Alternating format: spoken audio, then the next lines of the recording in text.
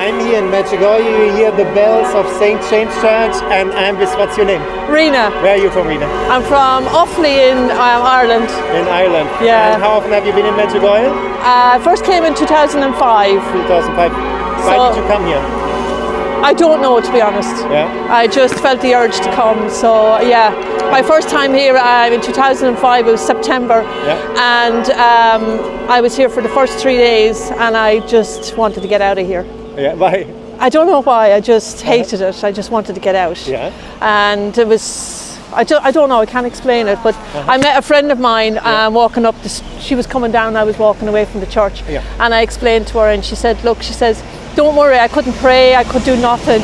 And she said, don't worry, just go into the back of the church there, just find a nice seat and just sit there, she said, in quietness and sleep in the sun and you'll be okay. And I done that for the last 3 days I was here. And when I left here, I said, I'm never coming back.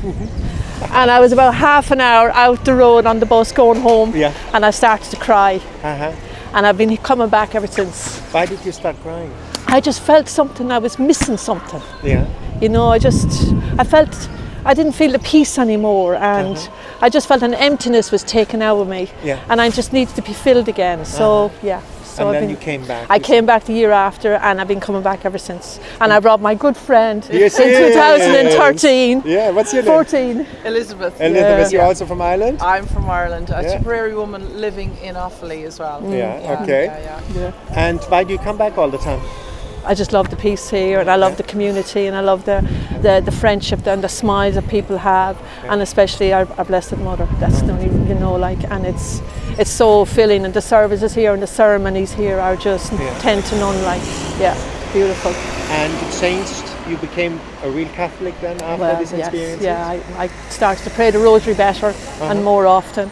I started to become, I am a churchgoer, but it was less kind of like, just lukewarm, go out of just cultural thing. Yeah, just the way we were brought up. My family, my mum and dad would be very, very angry if you didn't go. No, well that too, but they were very. They gave us our faith. Yeah. Myself and my family, and my two brothers, like Sean and Paul, they gave us our faith. Like so, It's a foundation. They gave it the structure foundation, and it's like build on. Yes. And Our Lady helped you here in Medjugorje to build the structure now, the walls. Yes. Beautiful house. Beautiful house. Yes. Why do you pray the rosary now? With the heart.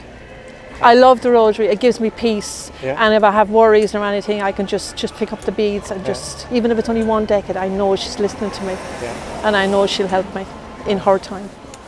Yeah. And you saw it, that the prayer helped you? Things happened? Yeah. I had an experience, an apparition here. What happened there?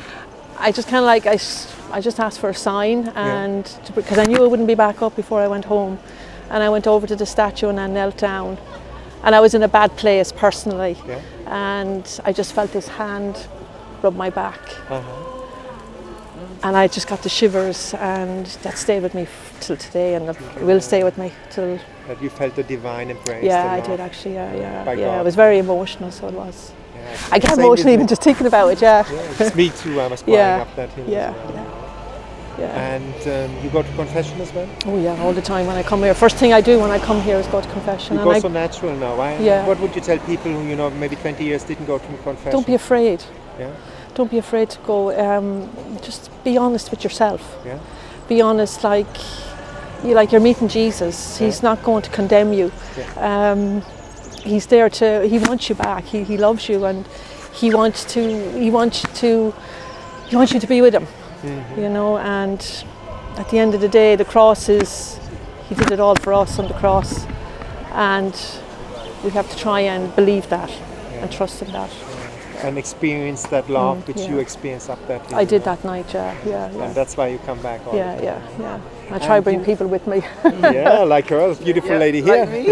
Yeah. And a lot of people think God the Father is an angry old man with a white beard who wants to judge and puts us in heaven. That's not so. How is he? No, he's more of a gentle father trying to, like the prodigal son. You know that story of the prodigal son? He's there with open arms. No matter how far you've gone away from him, he's still there waiting for us to come back. And no matter what we've done wrong, guilt is another thing that comes into your head, and it's from the enemy, it's not from God. Very good. I think so too, the same thing.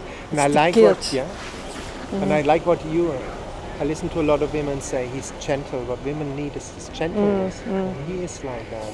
He's very gentle. gentle. Our Lady is very firm but gentle, like a good mother. No? Yeah. And what changed in your life? What did Jesus change in your life?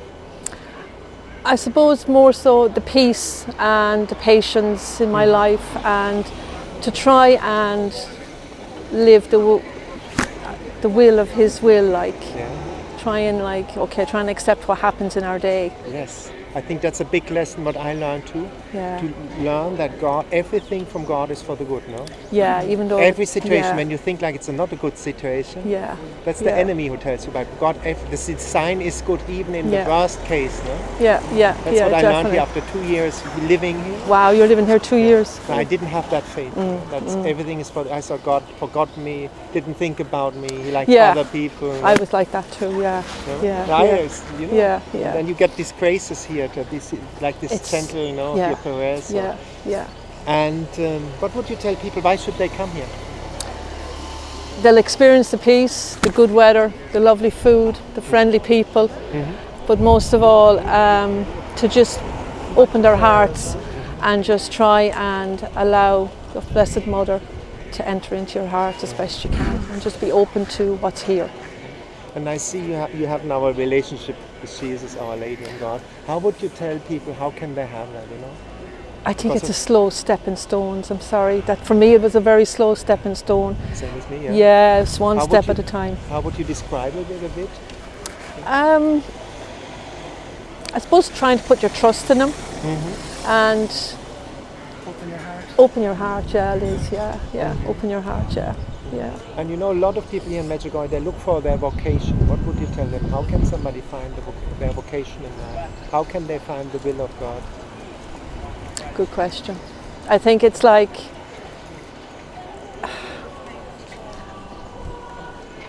again, like I said, like just to be open and just to accept what's there, and to be themselves and to be, trust, like just to be honest. Be authentic, honest? Yes, just to be honest. Honest with their own feelings, their own inner emotions, and to try and get support from other people and to be in a network of people who pray as well. That's great support as well. Like, don't go out on your own because you'll be kind of like wiped out. I won't say wiped out, probably not a right word to say, but it's kind of like you'd be taken out easy. You need a community of somebody around you that's praying and help you. And if you have that, that's your backbone as well. Yeah, beautiful.